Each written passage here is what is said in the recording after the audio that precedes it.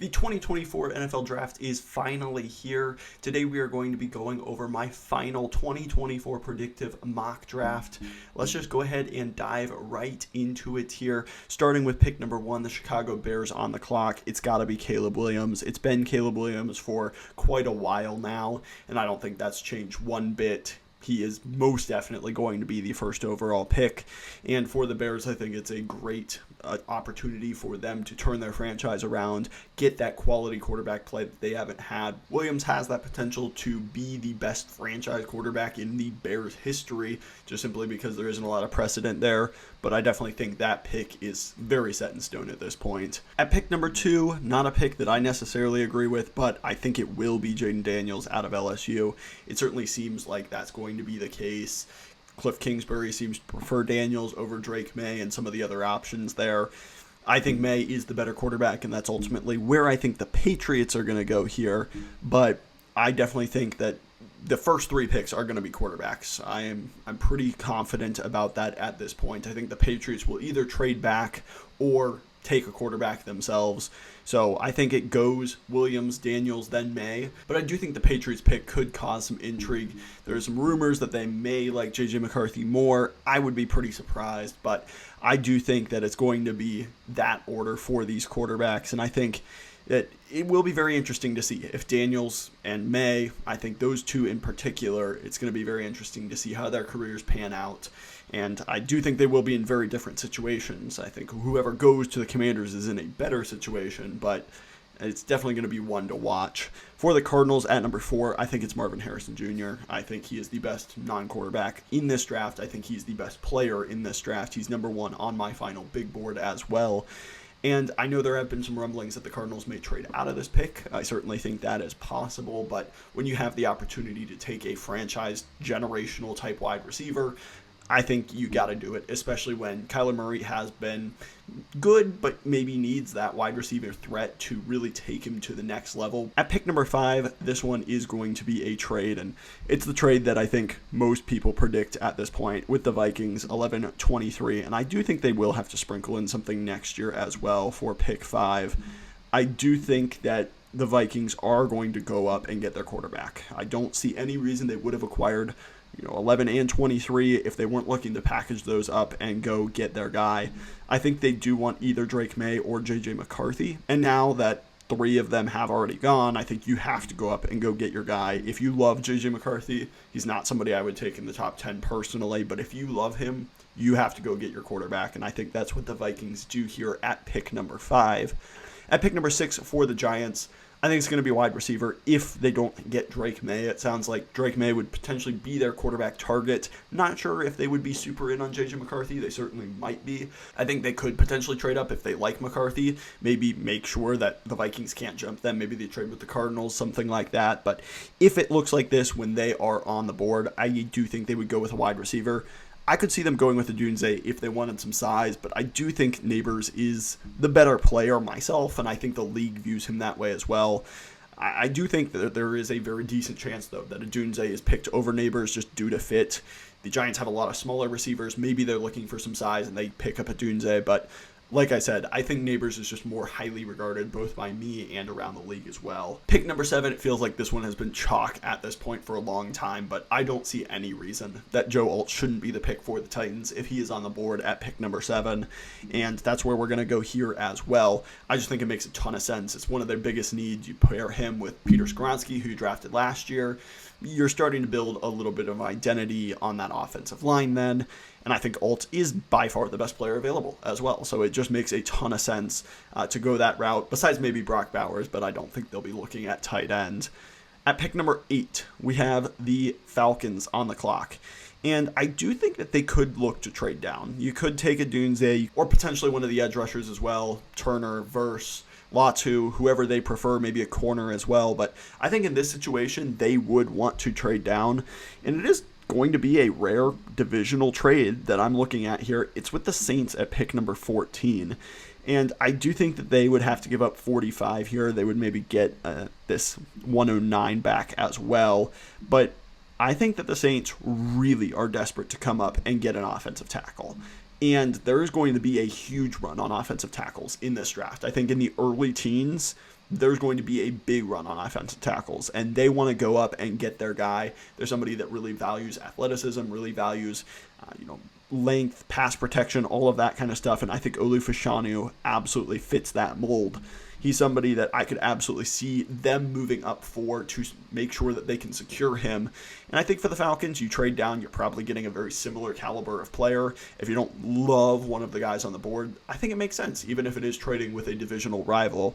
At pick number 9 for the Bears, I really think there's a decent chance that this is Byron Murphy. But I think with Rome Odunze on the board, staring you in the face, you get a trio of Keenan Allen, DJ Moore, and Rome Odunze. That is just an absolutely awesome situation to put Caleb Williams in.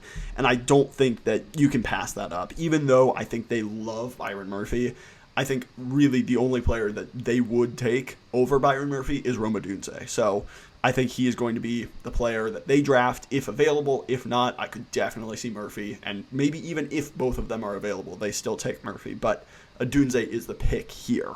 At number 10 for the Jets, offensive line absolutely in play, but I'm going to go with Brock Bowers here. I think they want to continue to add weapons. He's the de facto number 2 option in this passing offense for Aaron Rodgers. Rodgers has liked his tight ends over the years as well, and you've just got to get some more guys in that receiving game. Obviously, the offensive tackle situation is thin. You've got 2 really old guys, and they're talented guys, but they're old. And you will definitely want to add to that room. But with Brock Bowers, who I do think is a top 5 talent in this class, I get it, he's a tight end, but you can't necessarily just think of him as a tight end. He takes handoffs, he's dangerous from the slot, he's just a true weapon. And he would be the number 2 target on this team from day one. So I think it makes a lot of sense for them to take Bowers at pick 10. At 11 for the Chargers, I really think that Jim Harbaugh is going to love J.C. Latham out of Alabama. His power, his just ability to get movement in the running game, generate those holes. He's just somebody you can't power through because he is so big, he's so powerful. And I think that really Latham could be in play at 5. I would be surprised if he goes that high for sure. But I think that's who the Chargers would be targeting in a trade down for sure.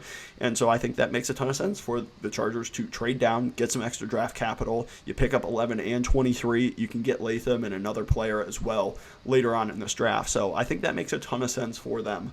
Then at pick 12 for the Broncos, I don't think that the board fell great for the Broncos. I think you could consider Bowers. You could consider, one of the wide receivers if one of them fell. But in this case, I just don't love how the board shaped up. So what we are going to do is trade down as well. And I do think that there have been some rumblings that the Colts might be looking to trade up. I think that they want to go secure, their guy. And so it is going to take a little bit of draft capital to do that, most likely 82. Not going to have to give up a second just to trade down 3 spots here for the Broncos. The Colts come up and they go get Quinyon Mitchell, who I think is going to be one of their favorite players in this class. Mitchell is just an athletic freak, somebody that Ballard would really love. He's got great ball skills. I think it's a big position of need. And I think there's only 2 guys that are really deep, just like no doubt first round picks here. So going up and making sure that you get one of them that you really like, I think makes a lot of sense for the Colts. And then for the Raiders at 13, I'm going to go with Tolise Fuaga out of Oregon State. He's nasty. He definitely fits the culture that Antonio Pierce likes as well. And I do think they have some big needs on that line. Jermaine Illuminor left in free agency. I think that they need somebody that can play that right tackle spot. Maybe Fuaga kicks into guard, but he allows you to get just a lot nastier and tougher on that offensive line. And then at pick 14 for the Falcons, I think this worked out really nicely. You can still get any of the edge rushers that they want here. I'm going to go with Dallas Turner out of Alabama. I think he has the freakiest athleticism, potentially the highest ceiling as well, just because if he puts everything together with that athleticism, I definitely think he can be a really dominant number 1 edge rusher. I think that the Falcons have desperately needed that for a long time, so that's where I'm going to go there. And then for the Broncos, I just can't bring myself to have them select Bo Nix at pick 15. Maybe it happens. Maybe he ends up being a mid-first round pick, but I don't see that. I don't think the league would value him in that way. And so I'm going to go with Jared Verse out of Florida State. They desperately need some help on the edge front as well. Baron Browning and some of the other guys, Jonathan Cooper, they're fine, but Jared Verse really provides somebody that can potentially be a number one edge rusher for you. He's really good against the run, and I think that's going to be important for Sean Payton to get in the building. At pick 16, I'm going to go with Troy Fautanu out of Washington. He can play really, I think, any of the 5 offensive line spots. Maybe, you have him at guard to start, and then if Abraham Lucas struggles a little bit, you can kick him out to right tackle. You can move him all around the line. I think he could even potentially play center, and it certainly helps that the Seahawks offensive coordinator was Fautanu's offensive coordinator at Washington as well. So I think that pick just makes a lot of sense, and I definitely could see that happening as long as his knee checks out, because there have been some rumblings about that potentially being something that got flagged for some teams. At pick 17 for the Jaguars, I do think they could potentially trade up or down from this spot, but with Terrion Arnold still on the board, I think they would take him. Campbell has been a really solid corner for them, but they need some help on the other side, and I think Arnold makes a ton of sense to pair with Campbell, and I think that's a really nice 1-2 duo for the Jacksonville Jaguars on the back end. The Bengals up at pick 18, offensive line certainly in play, but I think that with Byron Murphy on the board and some of the offensive tackles already off it, that's ultimately where the Bengals would go. He doesn't replace DJ Reader 1-for-1, but I do think that they need to get better on the interior of this defensive line. You have Sheldon Rankins, you have BJ Hill, those guys are all right. Byron Murphy brings that interior to a new level. They really struggled against the run last year. Murphy showed up really nicely. He played some nose tackle, even with Tavondre Sweat there at Texas. Murphy played more snaps at nose tackle. I think he can hold up well against the run. He has really good upside in the pass game as well. So I like that pick for the Bengals at 18. And then we're going to have another trade here for the Rams. I think they definitely would have taken Murphy if he wasn't just stolen from them one pick before. But I think the Bills could look to trade up. And it might take a decent bit here. It's going to probably take 60 as well as 160. I do think that they can get back, 83 as well. So that's likely what this trade would potentially look like. The Bills coming all the way up, and I think that they would want to go take Brian Thomas Jr. out of LSU. No more Stephon Diggs on that team. There's not a lot of guys for Josh Allen to throw to, so I think they will be very hard-pressed to go up and get one of the guys that they really like. For me, there's the big 3, a tier gap, Brian Thomas, and then another tier gap after that. So I definitely would understand the Bills going up and getting their guy if they really liked Brian Thomas. At pick 20 for the Steelers, I have them going with Graham Barton out of Duke. I think he can play a variety of different positions. I think he's most likely going to be an interior player. He could play tackle in a pinch, but I think he upgrades the interior of the offensive line. I think he'll be a great center if that's ultimately where they play him. He has good grip strength, really good athleticism. I think he'll be a nice player on the inside of that offensive line for the Steelers. At pick 21 for the Dolphins, it's a little bit off the rails, but they've met with him. I think it makes a lot of sense. I think Xavier Worthy is going way higher than people expect.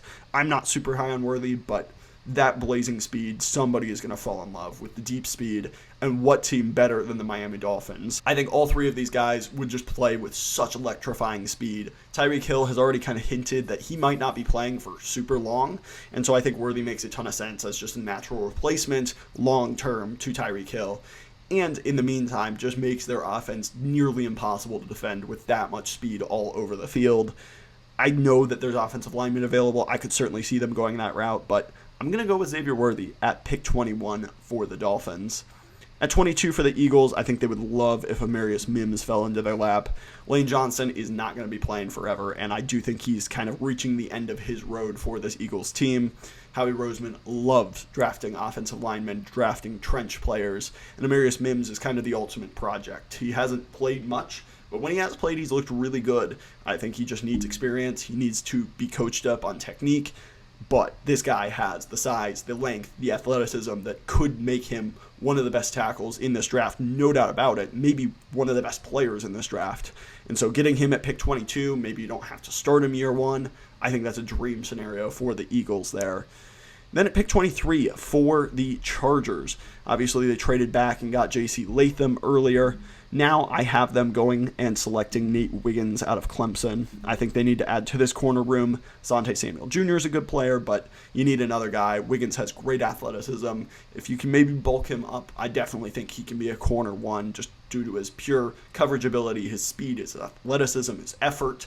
He tries when it comes to tackling. He's just not big enough. He's not there in that regard, which pushes him down to 23 here. But when it comes to pure corner play, he's really good when it comes to coverage. You just got to get him bigger and make sure he can tackle on the edges, and I think he'll be a great player for you. At pick 24 for the Cowboys, I'm going to go with Tyler Guyton. He's kind of just their type of player. I think they need to add to the tackle room. Steele hasn't been that great. Obviously, Tyron Smith leaves as well, so Guyton played on the right side. I think he makes a lot of sense to plug into their system. Really, most offensive linemen that go to Dallas, I think, need some development. Tyler Smith was the same way, but they do a great job of coaching them up and making them really ready to be good players, and I think that would be an ideal situation for Guyton to fall into as well. For the Packers, I just feel like this pick is going to happen. It's Edgerrin Cooper out of Texas A&M. He is a long, super athletic linebacker, and he just looks like he would be a Green Bay Packer. He fits all of their thresholds, and this dude is really good. He's good when it comes to blitzing. He's shown some instincts in coverage. I think that he's still a little bit raw, but he's got a lot of talent. And for the Packers, they lose Devondre Campbell in free agency. He just seems like the kind of guy that the Packers would take. Maybe it's not at pick 25, but first linebacker off the board, you never know when that falls. Usually it's kind of end of round 1, early round 2. I think Cooper's going to be the kind of player that maybe sneaks his way into the end of the first round, and the Packers seem like an ideal fit for him as well. The Buccaneers at pick 26, going to go with Laiatu Latu out of UCLA. I think he could potentially slide a little bit just due to his medical concerns, but I think for the Buccaneers, it's just great value at this point. He's one of the best edge rushers in this class. He's my personal favorite. I don't have the medicals on him, but I have a top 10 grade on him. And I think he's so polished. I think he's so talented. So getting him at pick 26, as long as he stays healthy, I think that's an absolute steal for the Buccaneers at a big position of need. At 27 for the Cardinals, going to go Cooper DeJean out of Iowa. Whatever you think of him, corner, safety, defensive back, nickel player, whatever you think. I think the Cardinals could absolutely use him, first of all. And second of all, I think he's still really good. I think he can absolutely play outside corner. I think he has the athleticism for it. A lot of people don't. But I think if not, I think he's an all-star caliber safety. And I think the Cardinals need all of it. So getting somebody like that in the back end of your defense, I think that's a great thing for the Cardinals. It's great value at this point for the Cardinals. And I think it's a really good pick at 27. At 28, now the Rams on the board, and I think this fell perfectly for them. They get Jerzon Newton out of Illinois. I think he may slide a little bit just due to his really short arms. He's just not built like many defensive tackles, but they've had some success taking defensive tackles that were outliers that just won with freaky athleticism, great pass rush moves. I think Newton fits that mold really well, and I think that he's going to be a really good player. I don't really understand the fall for him. I would happily take him in the first round, and for the Rams, trading back, getting some extra draft capital, and getting him at pick 28, that just is an awesome scenario for them at that spot. At 29 for the Lions, I really do think that Darius Robinson is somebody that is going to be picked late day 1 or early day 2, and I think he fits the mold of the Detroit Lions very well. He's long, he's athletic, he has great hustle, definitely has the Dan Campbell mentality, so I definitely can see why the Lions would like him. I can see why other teams would like him. Not quite where I value him, but I do think he is a really nice player and somebody that would fit the Lions scheme very well. At pick 30 for the Ravens, I'm going to have them trading out, and that's going to be with the Raiders at pick 44 here. I think that they give up 44 and 77, and that's probably enough to get up to 30 here. And the reason they do that is because I don't think they're going into next year with Aiden O'Connell as the unquestioned starter of this team. I'm going to go get Michael Penix Jr. You could take Nix, you could take Michael Penix. I think they would prefer Michael Penix. I really like him. I think he's a leader. I think he has got a good arm. He's got pretty good pocket mobility. I think it's underrated. He's a decent athlete. He's got to work on his touch sometimes. He's got to be a little bit more accurate, but I definitely think that taking a swing on him at the end of round 1, get the 5th-year option, I think that makes a lot of sense. And for the Ravens, they feel confident that they can get another caliber of player kind of close to what they would get here in this spot, trading down a couple of picks, picking up some extra draft capital. That makes a lot of sense to me. And then we've got Kool-Aid McKinstry for the 49ers. They need corner help. I think you could take offensive line for sure, but I think Kool-Aid McKinstry is a better value at this point for them. And then at the last pick of this draft. I think the Chiefs want to go offensive tackle. Jordan Morgan here, I think, would be the pick. So that is going to do it for my final 2024 NFL predictive mock draft. The draft is here. Let me know what you thought down below. Who do you want your favorite team to take? It is draft season officially. Please give this video a like if you enjoyed. Hit the subscribe button as well. Thank you so much for watching. I'll catch you in the next one.